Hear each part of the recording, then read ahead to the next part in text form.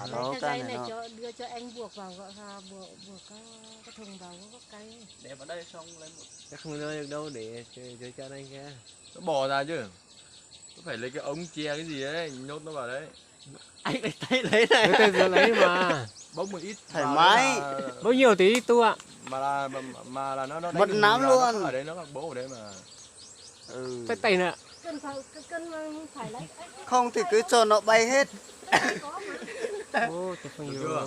mua lên Để ý xem con tướng nó chui ra đấy. Không chua mà. Cứ cho nó bay hết rồi Đây, nó qua- tự chui vào Rồi, mà. nó xuống đi, này kê cho nó bằng bằng đi, rơi mà thùng cứ. Rồi, Không nhớ. cái kia nó lại. Cha lý can này lo, lý can này. Thì Là lúc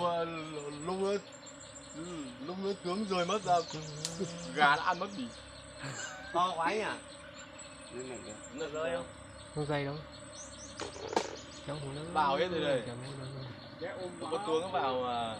Cháu không nó. cái nắp kia nắp đậu vào. Bắt đầu ông ơi. Tay ở đây có cần lấy không? Không khó không mâu.